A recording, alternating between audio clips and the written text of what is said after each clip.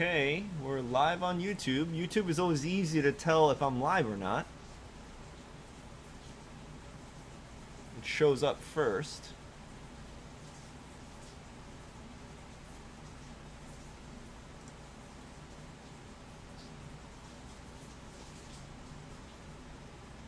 And I'm on Facebook as well. And I think we are good to go. Okay, we had a smoother start today. I guess the fifth time is the charm. Welcome back, everybody. Welcome to another episode of YouTube. This is my trading vlog, and we are summing up the Friday, and we're also summing up the end of the week as well. We're also reaching the halfway point of the month, so I'll give you an update on how I'm doing for the month. I think that it's more effective and meaningful to look at targets on a weekly or a bi-weekly or monthly basis than it is on a daily basis, because to me it's just too easy to get psyched out about it. So even though if you're watching me on YouTube, my YouTube channel, you'll probably see that I usually mention how much I have profited or how much I lost, wins and losses on a daily basis, for the most part, right? Because there's carryover as well, and so it's always kind of a dynamically rolling kind of a figure.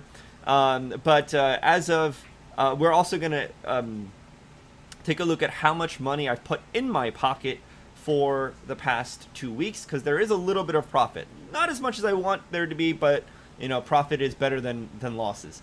So let's go right into the trades here. Not too many trades to take. Just as an overall, I think this is the way that I want to start off each one of these broadcasts, because it just really puts it into perspective. Looking at the daily on the S&P, because S&P is really the measuring stick of, it's the biggest index, right? That is the most tradable index, right? It is just kind of universally regarded as the measuring stick of the stock market, right? So we can use this as a tool. So yesterday I left off saying that, hey, we have this big fat doji candle. For those of you, again, if you don't know what a doji candle is, it is a candle that has virtually no body, right? The open and close is the same, and there's the wicks represents the highs and the lows, so there's a lot of movement, right? If we're on the daily time frame here, the doji candle represents a lot of movement up and down, up and down, up and down, but it literally lands at the same spot. And today's candle is not exactly a doji, but looks kind of similar. I don't know what it's called. There is a word for a candle where it is neither bullish nor bearish, right? There's like significant movement up, significant movement down, but it opens and closes pretty much in the middle of the candle. That's the epitome of the day today. So I left off the broadcast yesterday hoping for some kind of really like big news that is going to skyrocket the price upward, because I know that's what Trump wants, right? And after an uncertain day, after a doji day, which is basically a calendar that measures uncertainty, or that's showing uncertainty, I should say. After a day like this, the market is ready for a move. But I also cautioned against that, like, hey, it's a Friday. It might not. We might actually just end up waiting for the weekend before we actually do any kind of significant move. And I think that's exactly what happened. And so, like, I wasn't going knowing that. It really made it easier for me to practice taking fewer trades. Like, it was like a lot. There was a lot lower expectation than I might have originally wanted to, right? So I didn't really want to trade the breakouts on any of the indexes because I didn't really have a strong fundamental backing of it, especially after a day like this, right? It wants to, I know Trump wants it to break all the way up, so that he can say he made America great again. But I also know that there's plenty of room. We're at back to all-time highs pretty much, and a lot of times when you're at an all-time high price, it's when you get to see a massive correction, like we saw in gold. Right? I ignore the drawings here a little bit, but you can see that this candle represents all-time highs, right? And it just kind of bounced. You see a bearish engulfing candle and two strong record-breaking, like, oh, the gold hasn't fallen this much in like 7 years, kind of worst day worst day since 7 years ago or something like that, when this candle happened. And then since then we've had a little bit of a muted response, up and down, up and down, up and down, right? So I do think that I'm going to incorporate more of the daily candles just to keep things into perspective, because I am talking, it just summarizes the entire day better than I can with words. Like they say a picture is worth 1,000 words, and I think in daily candles are worth exactly that, right? And or more. So what trades did I actually take today? Well, let's go down to the smaller time frame. I usually trade off the hourly here, and I took a couple of trades off the Dow. Actually, no, let's start off with the profit that I took on the New Zealand, because that's the thing that was carrying over yesterday. So you can see that I was short New Zealand from this quarter right here. Let's use this. Let me use my visuals when I can. So this is a short position. So if it goes down, the more down it goes, the more money I'm making. So I got stopped out around here. So, and my stop was something like, I was pretty sure it's like 85 or so. Yeah. So I got myself a nice little 3-to-1. Yeah, something like that. Maybe a little 3.5-to-1. The way you measure that is this number right here, right? I had a 10 pip stop. That part I know for sure. I'm more aware of my stops than my profits, and I guess I scraped out 30. I might have actually gotten 35 pips exactly. I like these round numbers, right? So I might have gotten exactly 35 pips off a 10 pip risk, which is 3.5 times to 1. That's good. I like that. I'm happy with that. And that turns out to be like a $350 win. But this morning, I gave almost all of that back in freaking crude oil. This crude oil is like, if you've been following me for a while, you know that I've had no love from crude oil recently. No significant love from crude oil recently, and so you can see right here already. You can see that there's a downtrend even before their opening range today. You can see a little bit like it went up, and now we're seeing signs of a downtrend.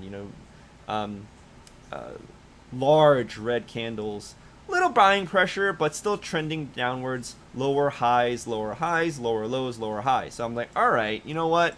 I'm gonna take the opening range, and I also did it like a moron because I took both sides of it, which is stupid. I should have just taken the short side. I would have lost both ways. I did end up losing both ways, by the way, just to be clear. Magnet mode is on. I know. Okay, so yeah, it was a 6 tick zone off the opening range right here on the 9 a.m. which means one tick above, one tick below, right? If it breaks one tick above the entry, I'm going to take it, and you can see I took the long. I had a little profit, but it wasn't even a 1-to-1, and then I got stopped out like somewhere over here.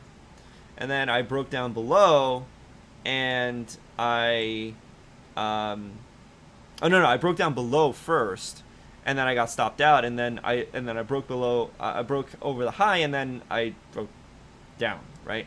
So there's a part of me that questions, okay, well, like, why did I take the long if I saw that like the overall trend was down? Why did I do that? I don't understand why I did that. because I think I just forgot my rule or got tired. I don't know.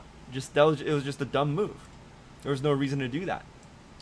I think I was just excited to take something. I don't know why. Bad idea. I should have only taken the short, and I would have still lost. And I maybe like if I had followed my own rules, I would have known to only take it short. And this is a like $100 zone, right? So and I lost it twice. So I lost $200 in like 15 minutes, 30 minutes, or something like that, right? And that's not a good feeling. Mentally, it really inhibits me, and I think most people, to lose $200 that fast, especially if that's like your max risk. It hurts. So it makes you gun shy about taking another one again, which would have actually gotten me maybe a 2-1. So if I were to be more selective instead, I don't know why. There's no reason. There's no excuse. Like, sometimes I'll be, a little bit more forgiving, but there's really no excuse for me to have taken the long. Instead, I could have taken the short for at least like a 2-1, which would have been, because I'm not that confident in the movement here. So I would have opted for a 2-1, and if I take 2 shots at a 2-1, I end up winning if one of them works out, right? So if I lose both, I'm out $200. But if one of them hits, I'm up $100, right? So that's how that. Or if I hit one and I lose one, then I win 200 and then I lose 200, so I'm still profitable $100, right? And so like I have 2 shots to take, really, right? Whenever you do an opening range and I take both shots, I'm really taking 2 shots. I'm saying that I'm okay with the risk of taking 2 shots, and I lost both. Whereas if I was like a little bit more selective, if I was smarter, I could have taken more of a I could have taken a smarter shot. I also could have done this. Like I wasn't paying attention to this formation right here, but there's also this like tweezer situation happening right here. That's a really good sign of it. Actually, I didn't see it. I wasn't paying attention. I don't know what was wrong with me this morning. I wasn't on my game. I was just off. And if I saw this and recognized it as a tweezer formation, especially with the second candle being bigger, has a bigger body and bearish, then I'd be like, you know what? I wanna sell up here. And I could take my stop as a smaller stop, because these two, like the highs of both these candles are identical, and so when you want to, like, your stops should be placed where you know that your analysis is just wrong, right? And I would be wrong if this breaks a couple of ticks above. So maybe I would have even given myself half risk like this, right, and taken this shot down, and that would have given me, if I had taken that small of a risk, then I would have gotten a little bit more, right? If I took my full risk of like $125, I would have gotten 2-1, right? And if I took half, it would have been 4-1, right? So it's like, depending on how you want to look at it, mentally, that is way more encouraging, and I just screwed it up. So I gave away a lot of money, right? I gave away most of the profits that I made overnight when I took the profits off the New Zealand. And that was not a good feeling, right? And I immediately regretted it. However, the saving grace, I suppose, is that I also took the opening range on the natural gas mini contract, and that broke like crazy to the upside, and that's it right there. So a tick above below. It's a 4-tick zone, I should say. And so it got in, and I just let it run. I didn't really have a target. Now here's the thing. Now a different form of risk management comes into play, which is more of like profit management. So you can see that I'm looking at, I usually look at the bigger time frame, looking at it every hour, and I'm like, okay, there's a little bit of selling pressure, but then, I'm not that worried because the RSI is so high, right? And then as the day goes on, the RSI starts to die, and then you see this doji candle right here, right? You see the doji candle, you see that the open and the close are exactly the same. That's when I start to really watch it like a hawk and say, you know what, I want to take profit, but where do I take profit at? Like I put originally my target was up here, because there's a gap here on a bigger time frame. I was like, this is me being greedy, right? Up here is me being greedy. But I also moved my stop to like one tick below the green line, right? And if you look at this on the 30-minute, this is the low of this candle, and I was like, you know what? This is like my minimum. This is my new stop. I'm guaranteeing myself, like, I think I'm guaranteeing myself $200 here.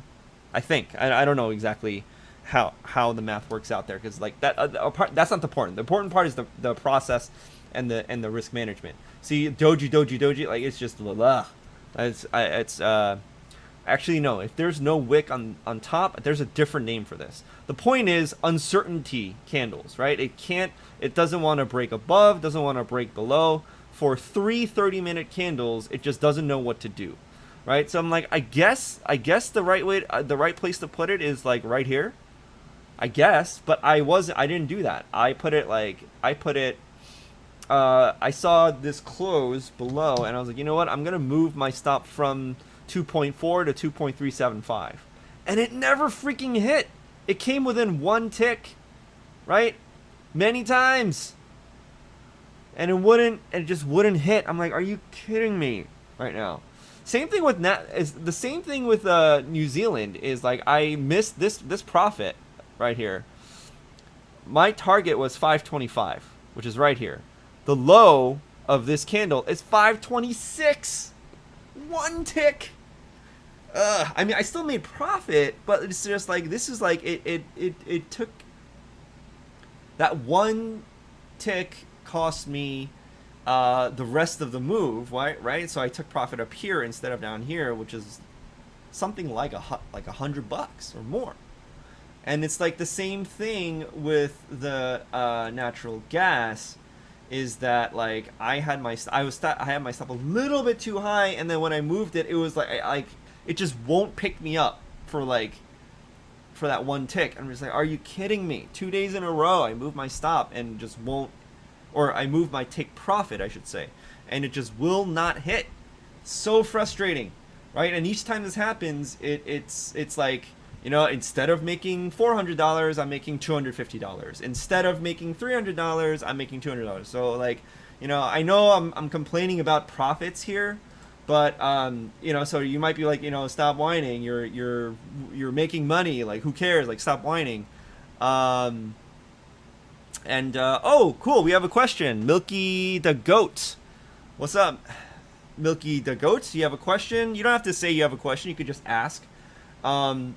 But yeah, like for me, I just had a just extra frustrating. It's like kind of like first world problems, right? It's kind of like you're saying like you're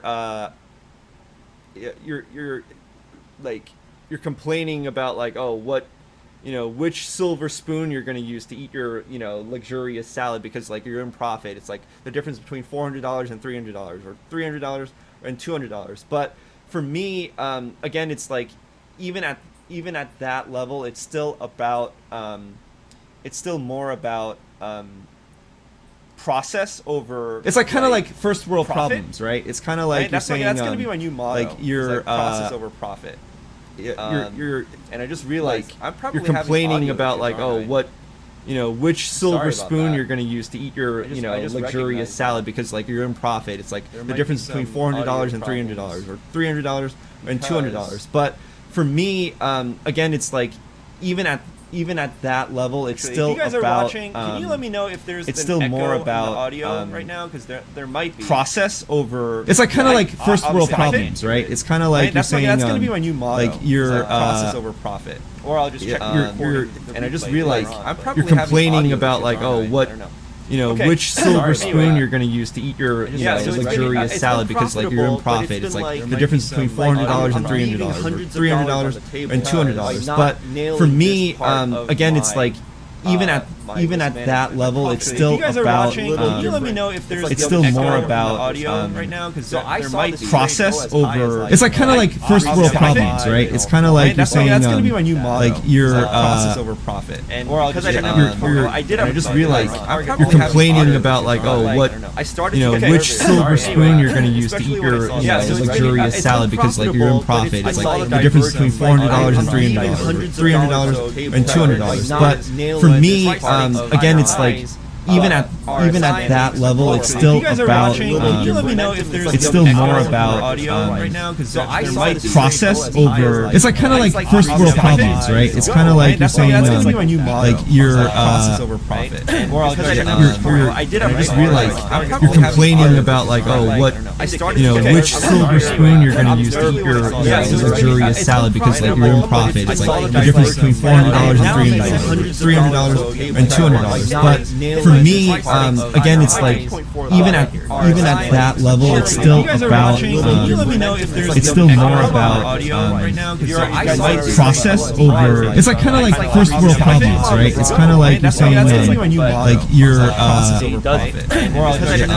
I just realized you're complaining about like, oh, what which silver spoon you're going to use to eat your luxurious salad because like you're in profit. It's like the difference between $400 and $300 and $200. But for me, again, it's like even at that level, it's still about. It's still more about process over. It's like kind of like first world problems, right? It's kind of like you're saying like you're.